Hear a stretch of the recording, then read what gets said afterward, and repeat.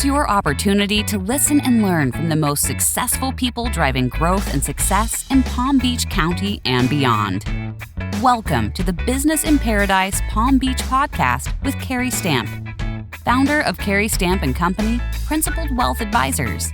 Cary and his guests share stories and insights from Palm Beach County's most successful executives, entrepreneurs, and community leaders.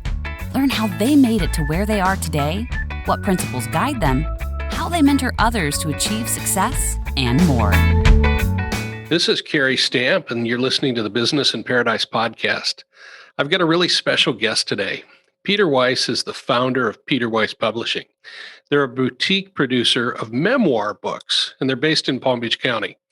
Peter's here to discuss how to go beyond transferring your financial assets onto your heirs by creating an autobiography that will pass on your most precious assets, your family history and family values. Peter Weisz, welcome to the Business in Paradise podcast. Thank you, Cary. It's a great pleasure to be here. So, Peter, you are here. We're sitting in Palm Beach County. It's absolutely beautiful. And that's why I kind of think of it as paradise. Tell us a little bit about your history and how you personally got to live in Palm Beach County. Well, I'm very blessed, as you are, to live in this gorgeous part of the country. And I'm here at the, let's put it, the persuasion power of a very special person in my life, that being my wife. Ever since we were married, we were living in the Midwest. That's where I had my business at the time.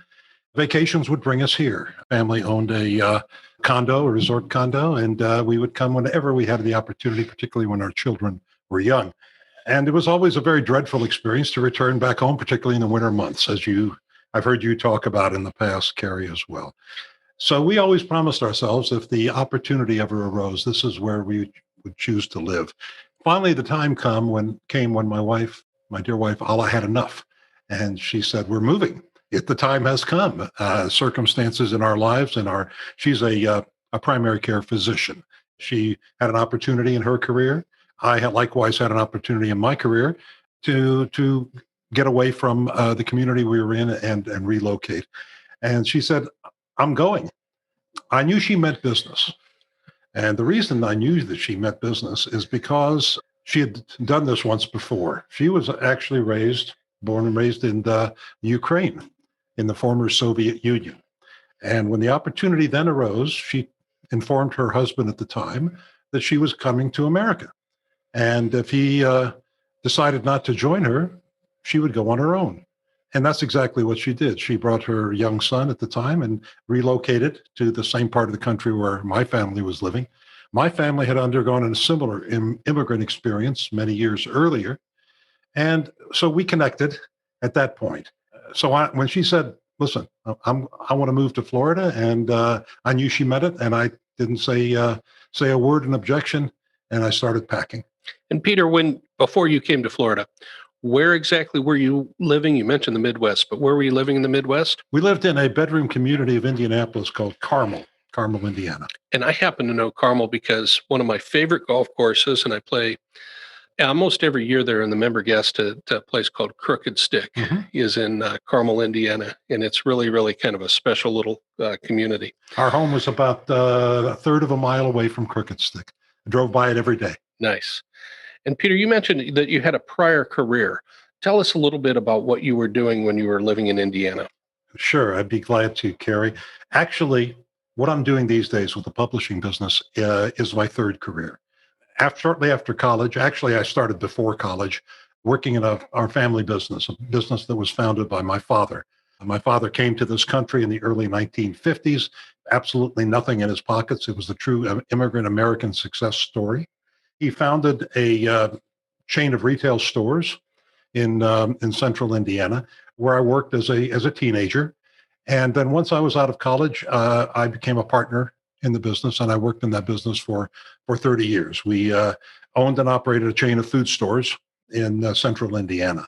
There came a point in my time when I decided it was the right time to move on from that career, and I sold my interest to another member of our family.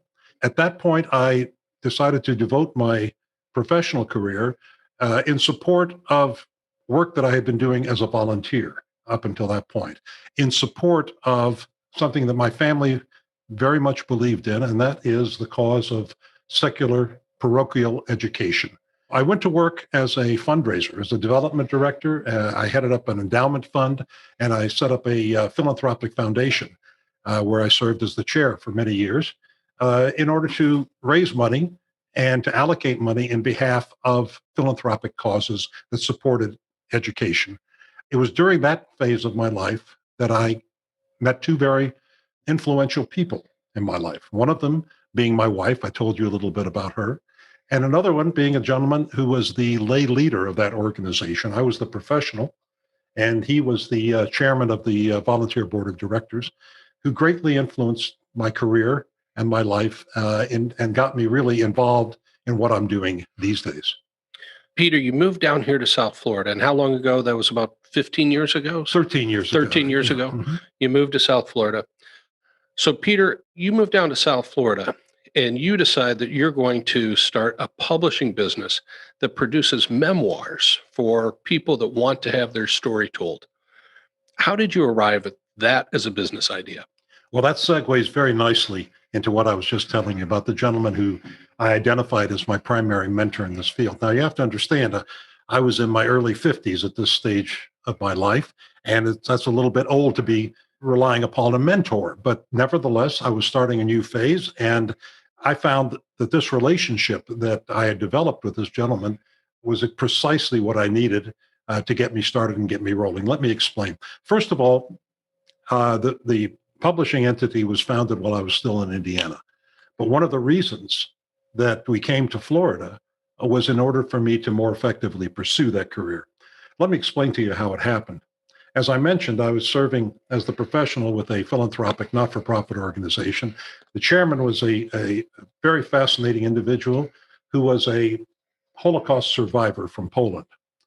He had been extremely successful. He, like my family, arrived to the United States as an immigrant, penniless, and managed through his own tenacity and his own very strong work ethic to build a tremendously successful career in the nursing home business, in the banking business, in the retail business, became a national level, nationally recognized philanthropist.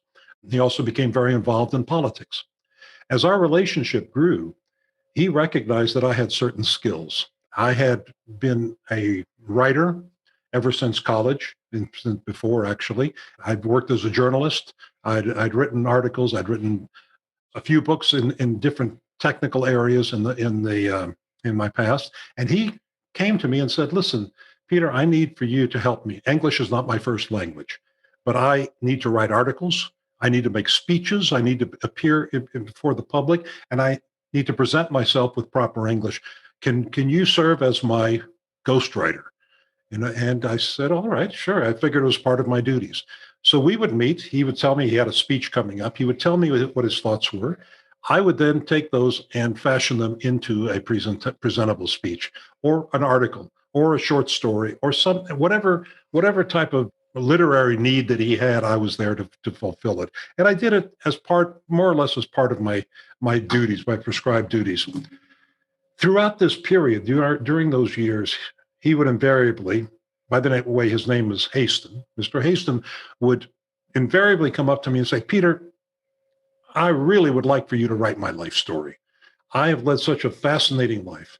I escaped from the Nazis. I escaped from the Russians. I have all of these extraordinary adventures in my life, and everybody I tell them to tells me I should write a book, but I don't have the ability to write a book, and you do. You should do it." I said, "Well, I'm kind of busy right now, but if I ever have the opportunity and the free time to do it, we can talk about that." Well, the opportunity arose. I moved on from my position at the foundation, and I found myself with an adequate amount of time to devote to a project like that. So we agreed upon a price for my services, and I went to work as Mr. Haston's ghostwriter. We worked on this project. This was the year 2001, and we worked on the project almost on a daily basis. And the end result that got published in early 2002 met with an extraordinary success for my first time at bat. It was published by a commercial publishing house. It was distributed around the world. It was endorsed by everybody from former President George H.W. Bush to Prime Minister of Israel at the time. We enjoyed terrific sales. We went into a second printing, and it kind of established me as a reputation as a ghostwriter. And I enjoyed the experience so thoroughly, and the results were so gratifying and so positive that I decided that this is what I would like to continue to be doing. Now, how did that lead me to Florida? Might be the next question, if I'm not preempting you by saying that. Sure. How did that lead you to Florida, Peter? I determined pretty quickly after I started doing this for a few more people, that the profile of the typical client that I work with is a rather uniform one. And that profile is an individual, self-made, somebody that has achieved success and is at a point in their lives where they have more or less satisfied their material needs. They've taken care of the welfare of their families, and they want to have something that will endure, something that will outlive them, basically some type of legacy, a literary legacy.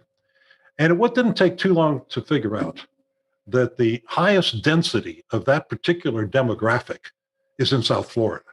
That wouldn't surprise me. There's so many business people that have retired to South Florida that probably would like to have their story told. And that's part of the reason why we do this podcast, is so that business owners that have established wonderful businesses, primarily here in Paradise, can tell a little bit about what their background is and what their story.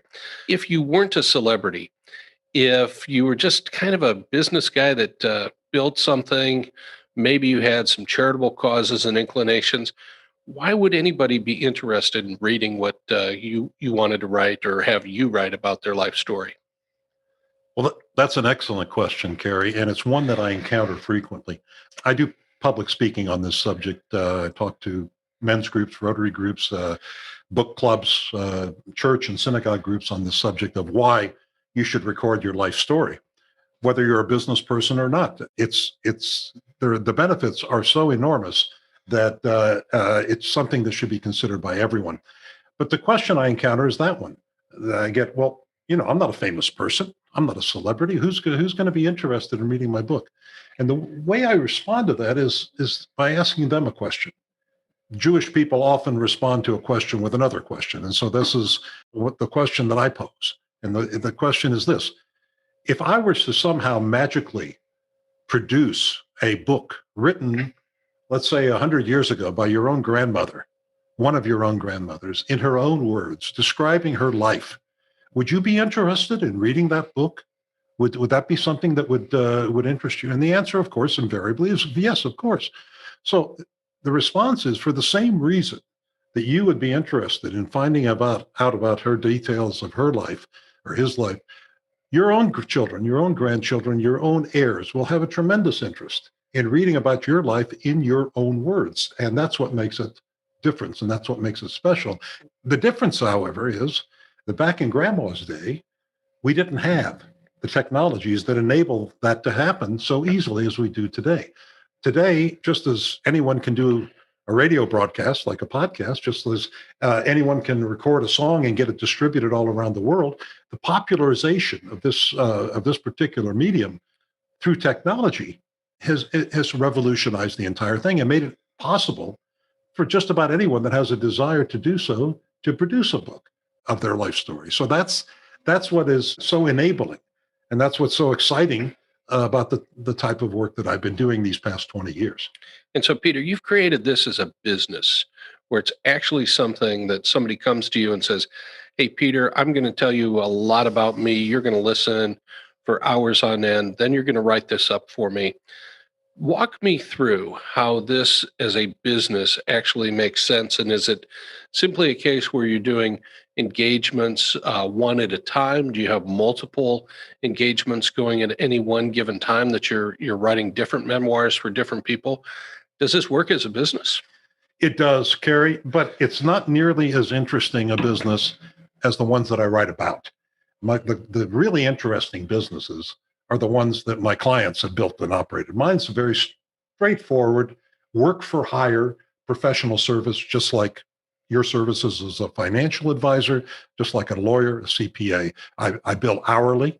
The way it works is when I'm introduced to a client, I will discover, first of all, we'll have a preliminary meeting, get acquainted, and I will discover how much data that client already has prepared. Oftentimes they will have already written a good deal. I mean, it's not literary quality, but it is something on paper, or they have other documents available, et cetera. So I'll take a look at what they have. Then after having a discussion with them about their objectives, who they wish to reach, what type of distribution they're looking for, how many people I might have to interview in order to do my research, et cetera. I'll put all that together, and based on my experience, I'll come up with a pretty close estimate of the time it will take me to produce step one, which is a manuscript, ready to publish written manuscript. And I will present that as a not to exceed figure. If the client accepts it, they will be able to budget whether or not they wish to accept that. And if they do, they know that the cost of the manuscript will not exceed that. I bill on my actual time. I keep track of my time just as a professional service, and I bill monthly for that. You asked about how many projects. I typically don't do more than 2 projects at a time. So I try to stagger things and schedule them so that allows me an adequate amount of time to do that. And I bill monthly. And if it turns out that I misjudged and I didn't estimate properly, the client still knows that they are not going to pay more than the not to exceed figure that I quote them in the proposal that I present at the outset. So that's typically the business model. It's pretty straightforward. Of course, there are services that I offer beyond that. And that is, I actually physically can do a physical design of the book, design the book's cover, the page layout, et cetera. I have the fortunate I have those skills myself, and I can put those to work as well. Then what I learned early on, initially, Cary, I worked with my clients simply to produce a manuscript. And then I would work as a literary agent. I would pitch that manuscript to commercial publishing houses. And always we would find a publishing house. Often it would be a vanity publishing house where you pay them for the service of actually producing and distributing the book. But after doing that a few times, I realized that what we're paying for these days I could really do it myself. It wasn't that hard. It wasn't that complicated. So I decided to set up my own publishing establishment, and I do that. I'm able to physically produce the books, whether it's a book in print, softcover, or a hardcover, whether it's an ebook, whether it's an audio book, or a combination of those. I have the facilities now, thanks to modern technology, to be able to do all of that myself on behalf of the client.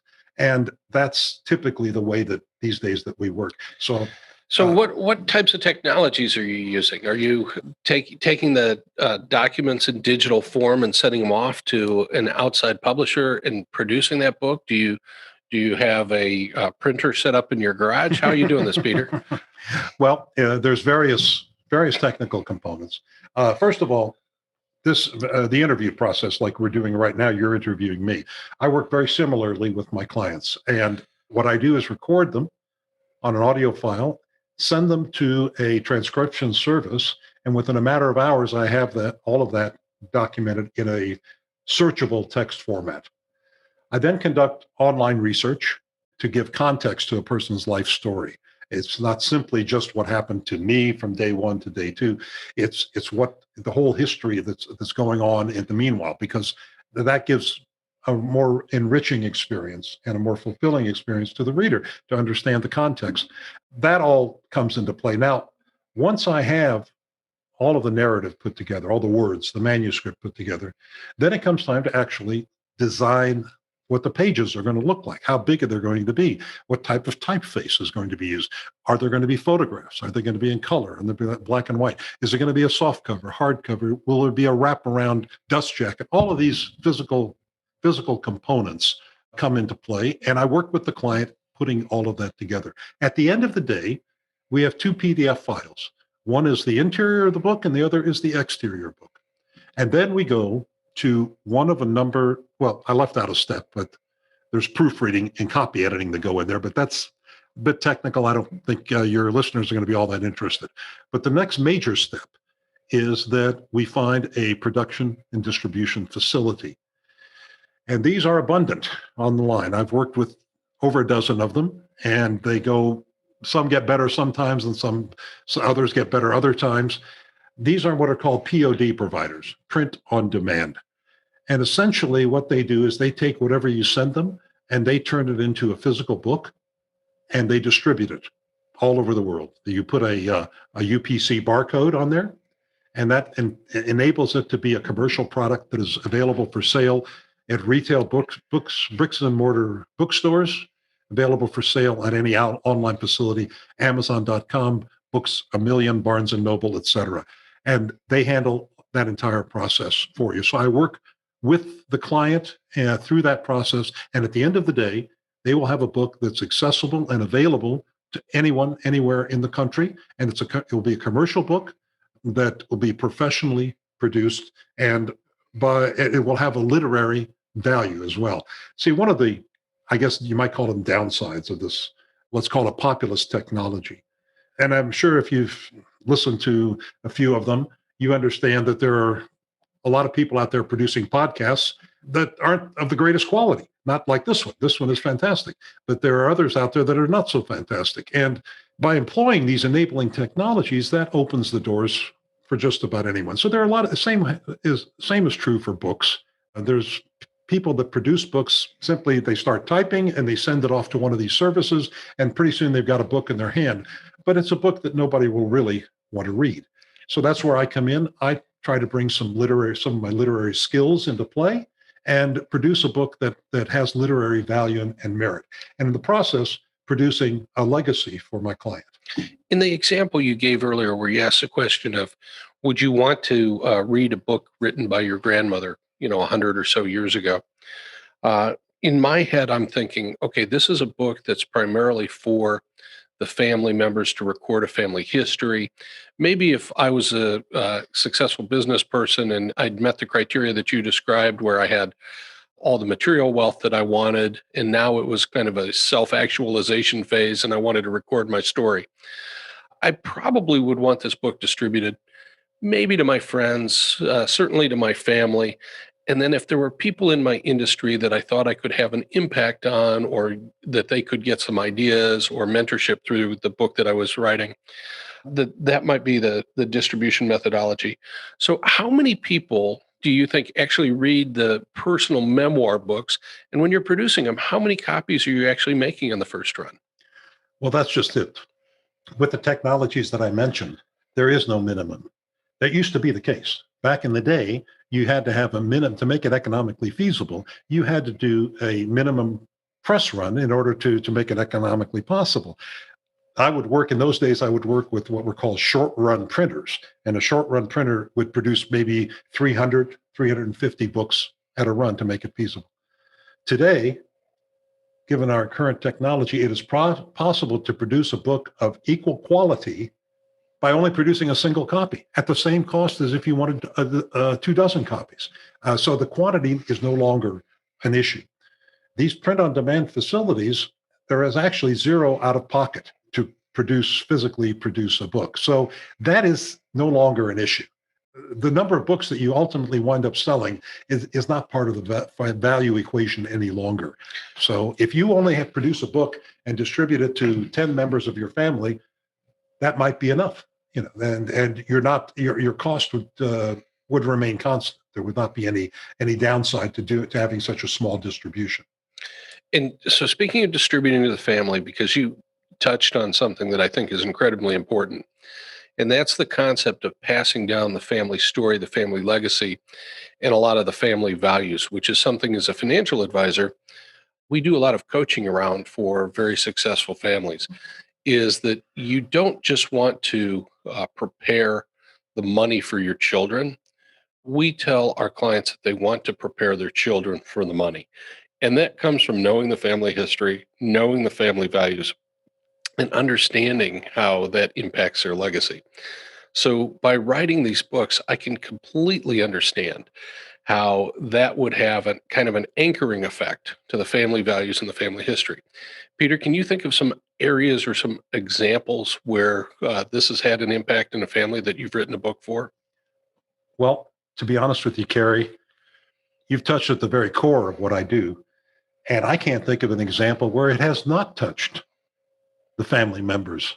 In any of the books I've written, the nearly 24 books that I've written so far, I really cannot think of an example where that phenomenon has not taken place. And what I'm talking about is the passing on of values, family values over valuables, over family valuables. As a financial advisor, you're called upon to provide guidance for your clients to how to most intelligently pass on their precious assets from one generation to the next. This is the job you do, and the job that you do very well. There's another dimension, as you know, and you've alluded to it, and that is the one I just mentioned, and that is placing values over valuables. What does that mean? Well, it means that there is more involved simply than the transferring of financial assets. There are other assets, very precious, cherished assets, and you mentioned them: family history, family values. A autobiography, a memoir book, is not merely a glorified resume of a person's life. It is not merely a litany of their accomplishments. It is much more than that. It is, in fact, a literary legacy of what that person, who that person was, who that person is, and who that person was. And I use the past tense because at this stage of the game, quite a few of my clients are deceased. And I'm still in touch, however, with family members. And the message that I hear from them, loud and clear, over and over and over again, is we are so glad that Dad decided to write this memoir. Because long after the financial assets that he left us, those have all been absorbed, shall we say, and dispersed throughout the family. Long after that's forgotten, this book will still be here. And his grandchildren and his great-grandchildren and his heirs will still know 100 years from now who he was. And he was an extraordinary person. They should know. And this book enables them to do it. And we cherish that asset more greatly than any of the other assets, the trust accounts, the houses, the yacht, whatever it is that he left to us. The most cherished asset that the grandpa left us is this book, his story of his life that we've enjoyed reading. That, to me, is the most powerful endorsement. It gives me the greatest satisfaction as the producer of those books than anything else that I do. You know, Peter, I love having a book in my hand or sitting out on my patio and spending time reading a book. But aren't there other ways that people can also record their life story and do some of those make sense for other people? Sure. And this is, as I mentioned earlier, this is what I talk about during my public. I used to do public speaking, let's say BC, before COVID, and I hope to do it again AC after COVID. But what I tell my audiences is that, yes, it's very easy these days, much easier these days to produce a book, and I will help you do that. But you don't have to hire me to do it. You should do it anyway. And the reasons for doing it, the reasons for doing it are really very simple. There are three very solid reasons that you should consider doing this. Number one, you should do it for the record, because nobody should tell your story except you. People, the clients that I've worked with, for the most part, very successful individuals, they've had their share of controversy in their lives. This is an opportunity, not so much of retribution or revenge or anything like that, but to set the record straight, particularly those that have been in public limelight. This is their story, told in their own words, and that's the way it's presented. That's number one reason. Number two is, as I mentioned, for the benefit of the family, for the heirs, to know who you were after you're gone, to create this literary legacy that I mentioned. But the third and often overlooked reason that they should do so has nothing to do with setting the record straight, has nothing to do with benefiting your family. It has to do with benefiting yourself. Study after study after study by psychologists and for everybody in the field document the fact, and I can document it from firsthand personal experience, the benefits, the many, many benefits towards a person's mental health in writing their memoirs. The fact that a person is required to come in direct face-to-face contact with many of the ghosts of their own past. The fact that they, in order to be able to tell their story, they have to organize their life. They have to present it in a presentable way. And that process is a healing process. It is a therapeutic process. It is a cathartic process. And that catharsis is very, very beneficial for a person's self. The self-esteem and the satisfaction that a person enjoys, even if they write their story and nobody ever reads it, it just sits there, it's still worth doing. It's still worth the benefit. And this is what I tell my audiences. You don't have to do it in a book format, but you need to do it somehow. Now, there are other ways. You can sit down with a cell phone and put it on video and just talk into it from time to time and put those videos away. One of the things people are doing these days is they'll set up a Zoom call with the family. All the family will get onto the Zoom call, and grandpa will tell his life story to all of the younger generations, and they will ask him questions, and that will be recorded, easily recorded, and that will be preserved. It costs nothing, okay? But it's still something that would be cherished and so precious years from now that it's definitely worth considering. If you just sit down and write it, talk into a tape recorder, whatever it is, some way, some fashion, record the major moments of your life, it'll be something that you will be thankful for, and those in your family will be thankful for forever. So, Wow, Peter, you make a great case. So those of you that want to consider having a life story or a memoir written for yourself, you can go to Peter's website, which is Peter Weisz, and that's Weisz, W-E-I-S-Z, publishing.com. And he's also got a list of FAQs on the website that will explain to you, what you need to be thinking about, how long it will take, what you should be budgeting, what kind of things that you should be preparing. Peter's website is peterweiszpublishing.com. And Peter, before you go, I know that there was an excerpt from one of the memoirs that you've written that you wanted to share with our listeners today. And so this is a sample of Peter's work that he's going to be reading. And Peter, I'll let you take that. great. Thank you, Cary. This is a brief introduction to a book I wrote, let me see, it's about 12 years ago, with a gentleman who is subsequently deceased. He wanted to express the reasons in the introduction for his writing this book. And I think his thoughts and the way that I documented him, I think is particularly appropriate and eloquent, the way he said them. So I'd like to share them with you. A little bit of background. This gentleman was a very successful politician in the Midwest. He was also the leader of an industry. He went head to head against Jimmy Hoffa in the trucking industry. Jimmy Hoffa was the leader of the Teamsters Union, and this gentleman was his nemesis. He was his arch rival. He was the head of the trucking industry throughout the United States. Very prestigious position. The name of his book is High Octane, and it's an extraordinary book. Whether you knew the gentleman or not, his name was Jim McCormick. This is what he had to say in the introduction. Comparing the course of a person's life to a wandering highway with its ups and downs and its twists and turns is probably the most overused metaphor in all of literature. Despite that, and fully aware that we're all bound for the same eventual and unavoidable destination, I still can't help looking at my own life as an amazing and an adventure-filled journey. Perhaps the reason I find this metaphor so attractive is that much of my life has been spent in motion, both literally and figuratively. From my youngest days, amidst the corn rows of our Southwest Indiana farm, I've held deep-rooted fascination with high-powered machines of locomotion. The one characteristic that all such vehicles share, be they tractors, autos, 18-wheelers, boats, airplanes, motor coaches, or motorcycles, is their dependence on fuel to power and to propel them on their way. Similarly, my life's journey has been fueled by my faith and by my family values of hard work, self-discipline, and vision that I absorbed back on the farm. That's a powerful potion that has kept me going strong for 80+ years. That's 80 years. In fact, it has been God's grace that has enabled me to reach this 80-year milestone, and that has served as the inexhaustible, high-octane power source that has faithfully fueled my life's journey.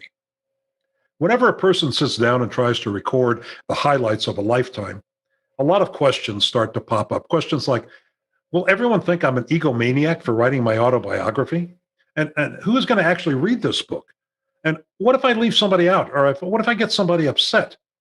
Well, I think the easiest way to explain my purpose in writing this book is to list those things that I intend for this book not to be. First of all, I am not seeking to trumpet a self-congratulatory litany of my life's accomplishments. I intend to stay away as much as possible from the perpendicular pronoun, I, and focus instead upon the many faces and forces that have helped to shape my journey. This desire does not spring from false humility. Rather, I find those books that follow the format of, and then I did this, and then I did that, unbearably boring. And I truly want this book to be a pleasant, meaningful, and enjoyable ride for the reader. I am also not trying to produce a bestseller that might get turned into a major motion picture, although episodes in my life could rightly be viewed as thrilling and action-packed. Keeping you on the edge of your seat is not high on my agenda. This book is definitely not motivated by any desire for revenge or an I told you so attitude. That type of thing would go contrary to the values to which I alluded to earlier. All in all, I've been very fortunate in terms of my relationships. I have friends today with whom I first became acquainted back in grade school, and I'm on good terms with all my former business associates and family members. The people closest to me have urged me for years to document what they always refer to as such an interesting life. Providing a response to all this urging, although definitely a factor, is not the primary mission of this book either. I believe it to be important to view one's life in a context outside of one's own personal experience. The journey is not the destination. For each of us to feel fulfilled, we must be convinced that our life's odyssey has a valid meaning. I've always tried to stick to some solid advice, often offered by my father. Quote, try to go through this old world and leave it in a bit better shape than when you found it. Now, don't get me wrong. I didn't write this book to reveal the meaning of life or to espouse any personal ideologies. I'll leave that job to the philosophers and the pundits. Likewise, this book should not be regarded as a roadmap. If somebody reads this and decides to take a page or two of guidance from my experiences, well, that's good and fine with me. But if you are expecting a point-by-point prescription for how to achieve success in business or in life, I'm afraid you've picked up the wrong book. The self-help section of any bookstore is loaded with volumes that promise that sort of thing. Nothing would please me more than if some young people, after having read this book and finding themselves at a crossroads in life, should use what they've learned from my life's lessons to help them in making decisions about which road to follow, to leave the world a bit better than they found it. When faced with choosing from 80 years of life's episodes and experiences, determinations need to be made about which stories to cover in this book and which ones to omit. In contemplating those decisions, I've tried to keep that young person at the crossroads in my thoughts. I've asked myself, will this story help to propel him or her down the right road? Or is it not really all that relevant? It is my wish that adhering to this guideline has served to imbue my narrative with something of a higher purpose. I'm hopeful that my personal testimony will help the next generation get a sense of who they are and where they fit into the larger picture. Looking back towards the heritage of my pioneering ancestors, while at the same time looking ahead into the faces of my children and my grandchildren, I'm able to view my own life as part of a continuum through the centuries. I hope to pass this feeling of continuity and this transmission of tradition along to the reader, and in particular to my family and my heirs. Finally, a bit of a disclaimer. In the preparation of this book, I have spent considerable time and energy in making sure that I have my facts straight. But despite these best efforts and given human fallibility, it is conceivable that errors may have crept into this, my personal history. In terms of factual content, for the most part, this is the way that I remember how events happened, and I may have recalled some details incorrectly. If you spot an error of any sort in the text of this book, please understand that it was not included intentionally. In preparing this book, I have often yearned to be able to read personal recollections penned by my own long-ago relatives. A first-hand account of my great-grandfather, John McCormick's life, for example, written as he served in the Grand Army of the Republic during the Civil War. Wouldn't that be of priceless value? Unfortunately, no such diary or memoir exists. I suppose that it is that deficiency that I am seeking to remedy by writing these words. In case some future McCormick in the year 2150 has an urge to learn about me back here in the 20th and 21st centuries, and assuming that such things as books still exist, he or she will be able to read about me in my own words, words written while I still walk the earth, not after I was buried in it. Which brings me to the most important aspect of why I decided to write this book. It's simply a sense of gratitude and obligation to the good Lord who has granted me a soundness of mind and body so that even after I hit 80, I'm still firing on all cylinders. And as long as I keep running on that high octane fuel, I don't intend to slow down one bit. So for all these reasons, I invite you to pull yourself up into the cab, sit next to me for a spell. As the miles and the memories flash by, I'll try to keep you interested and entertained as I share some true stories about the roadblocks, the detours, the summits, the valleys of my long and occasionally profitable journey. Sit back and buckle up. I promise you, the ride of a lifetime.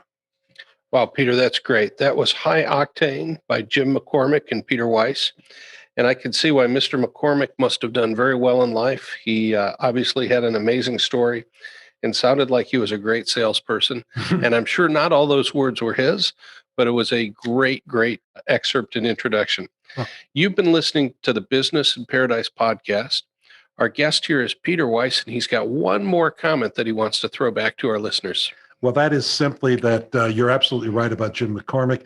He liked to call me his collaborative writer rather than his ghostwriter, which I think is a more impressive term. So you're absolutely right. And the comment I wanted to make is that Jim passed away 2 years ago. These very words that I just read to your readers were recited at his funeral as his eulogy. So that's what we're talking about when we're talking about a legacy. Thanks again, Cary. I enjoyed this tremendously. Absolutely. This has been the Business in Paradise podcast, and our special guest, Peter Weisz, is the founder of Peter Weisz Publishing. We've been talking about things today that are way more important than money: legacy, values, and the full out benefit of having a great and wonderful family that knows your story. I'm Cary Stamp, and you're listening to Business in Paradise. Thank you for listening to the Business in Paradise Palm Beach podcast with Cary Stamp, founder of Cary Stamp & Company, Principal Wealth Advisors. Click the subscribe button below to be notified when new episodes become available. The information covered and posted represents the views and opinions of the guests and does not necessarily represent the views or opinions of the Commonwealth Financial Network. The content has been made available for informational and educational purposes only. The content is not intended to be a substitute for professional investing advice. Always seek the advice of your financial advisor or other qualified financial service provider with any questions you may have regarding your investment planning. Cary Stamp & Company is located at 110 Bridge Road, Tequesta, Florida, 33469. Securities and advisory services offered through Commonwealth Financial Network member FINRA SIPC, a registered investment advisor.